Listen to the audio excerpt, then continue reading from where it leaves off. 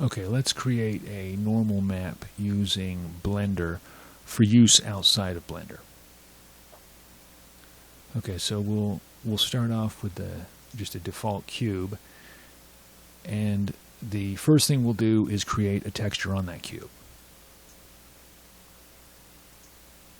So new again.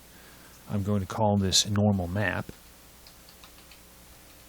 You can call it whatever you want, but that seems reasonable.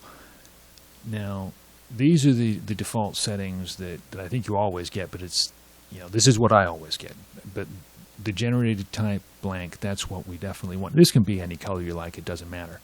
We'll just go with those defaults. All right, so now let's go into edit mode, and we create a new window by grabbing this right up in the very top right corner and just dragging it across, and then go down to here and create UV image editor.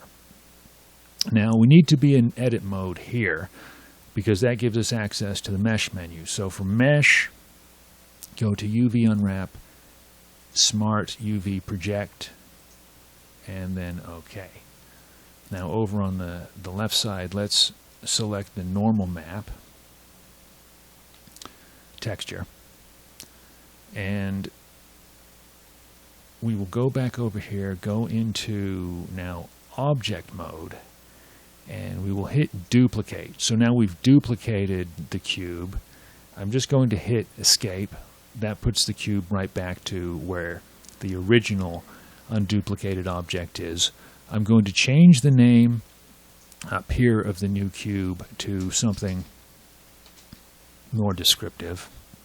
So we'll call it high poly.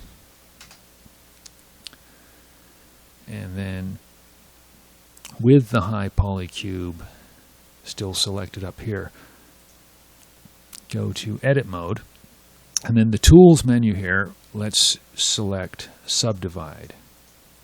So I've subdivided 5 times to make it a more complex surface. Now I'll hit A to deselect everything. I'm going to pick a point about halfway in the middle of this, the top side of the cube, and I'm in vertex mode here, vertex select.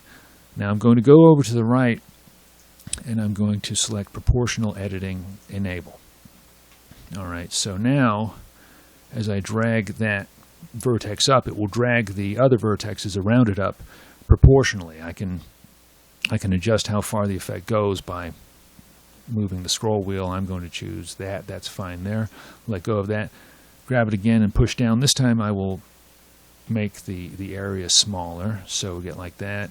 And then one more time, drag it back up, smaller again, so we have a more complex shape to map. All right, we'll go back into object mode, and right now our complex high poly cube is selected. Hit shift. This is important. Hit shift and then select the low poly cube, our starting cube. So these are both highlit, but this is active, or sorry, this is selected, and this one is the active cube. This the second one we did. So this is selected first, then shift, then click on this one. Okay, now we'll go back into edit mode.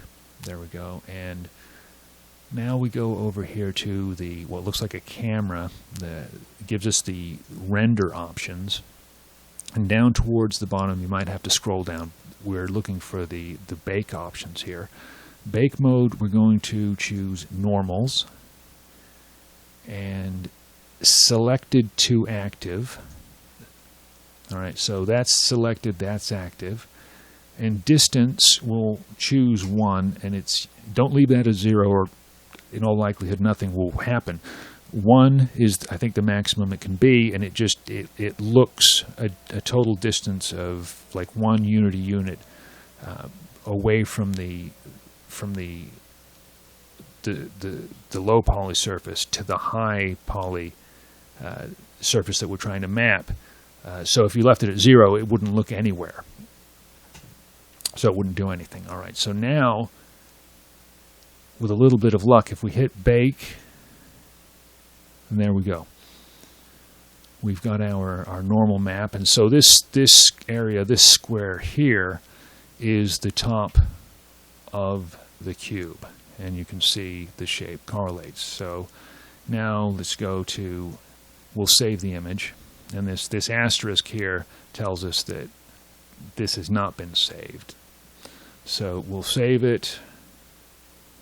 I'll just save it where I was testing this earlier, same position, and now that is ready to be, that normal map is ready to be used wherever you want to use it. And of course you could make shapes on the different sides, and you could use different objects, same principle.